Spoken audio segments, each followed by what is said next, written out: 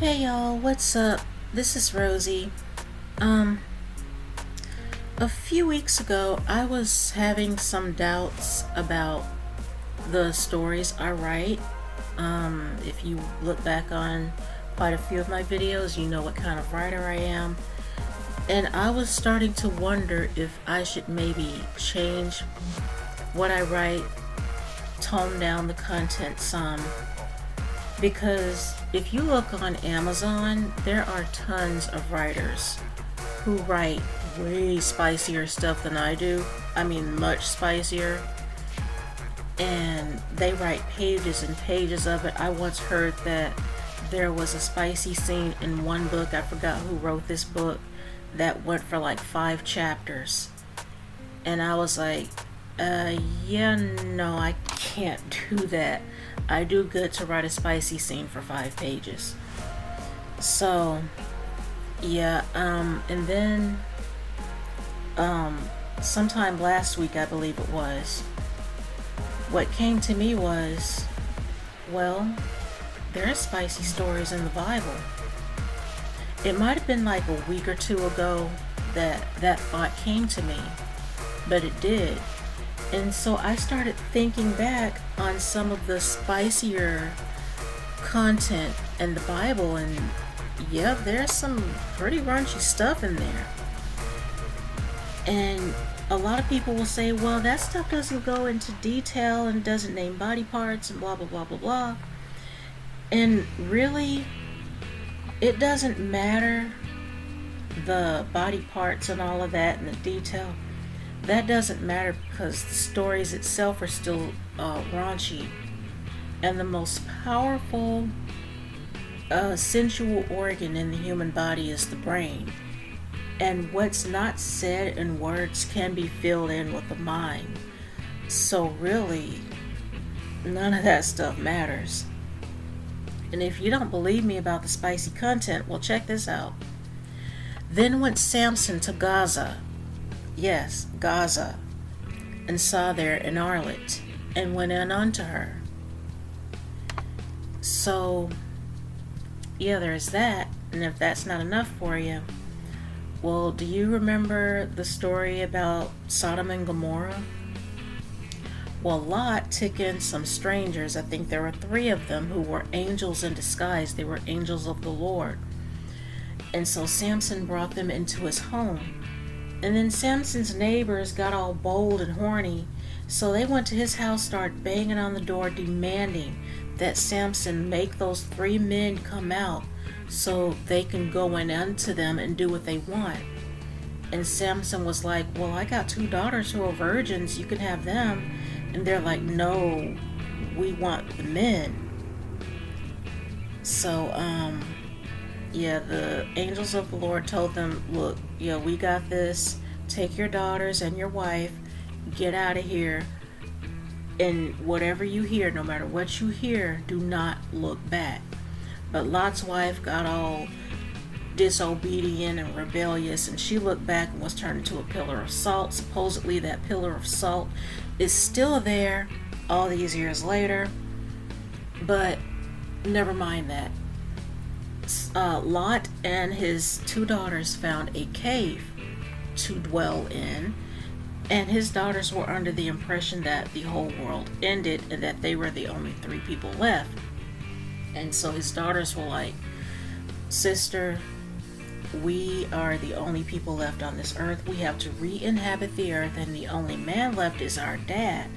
So the oldest daughter was like, I'll do it first. And so the first night, the daughter got their dad drunk, and she lay down with him.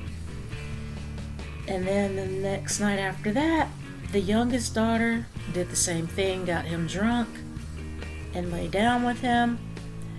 And for both of them, Lot didn't know when they lay down or when they rose, but it just so happened that both of these girls, his daughters, were with children.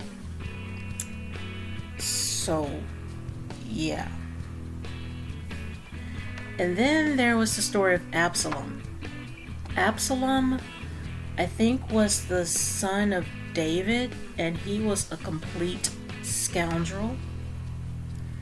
So, okay, here's the first thing I found about Absalom. So they spread Absalom a tent upon the top of the house, and Absalom went in unto his father's concubines in the sight of all of Israel. Yeah. And then there was a story where he tricked his half-sister to be with him. So what he did was he had a friend of his go to his sister saying that Absalom was down in his health, he wasn't feeling well, so she went in and she made him some bread with honey, and she fed it to him by hand. And when she was done, she was about to leave, and he took her wrist, and he was like, "My sister, lay down with me." And she was like, "No, Absalom, we can't do this. What you can do is you can go to Dad, and Dad will not deny you of me. He will let you have me. So just go talk to Dad, tell him how you feel. We can get married and do this thing right." But no, he forced her. And it is said, and the one thing that stuck with me about this story was that when he was done with her, the hate with which he hated her was stronger than the love with which he loved her. It might not have been those exact words, but that stuck with me all these years. So, yeah.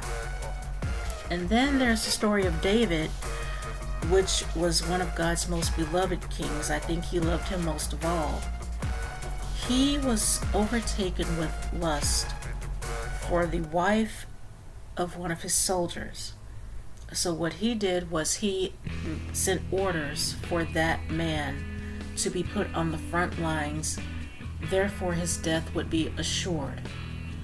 And when word came back to David that that man was no more, he took that man's wife as his own. Look, there are some really spicy, raunchy stories. Sorry for that flub, but there are some really raunchy stories in the Bible. And yeah, so when I was assured of that, in my mind, I was like, yeah, there's really nothing at all wrong with what I write. I'm going to keep my content. And I don't know if that was a voice of God. I don't know if it was a voice from maybe my mom from beyond the grave. I don't know where that assurance came from. But it came to me at a time when I was having doubts. And I doubt no more. So with that, you guys, I'm going to go. I have nothing more to say. If you want some more of these raunchy stories, I got this from a website called, give me a second, callingchristians.com. And I will link it in the description, and you can read it for yourself, or I can read some more for you. It doesn't make no never mind to me, but like I said, I'm going to go. As usual, there are donations links in the description. You will see my PayPal, CASHAPP, and GoFundMe links. And if you would consider looking at those and helping me out, you would be definitely helping us out more than you could ever possibly realize, and I thank you in advance. A wise man once said, you have to build your tribe one person at a time. If you would like to be a part of my tribe, hit that subscribe button. No matter what generation you are from, I will be so glad to have you. As usual, thank you guys so much for wasting time with me. I love you guys so much for that. Hope to see y'all on the next upload. Bye for now.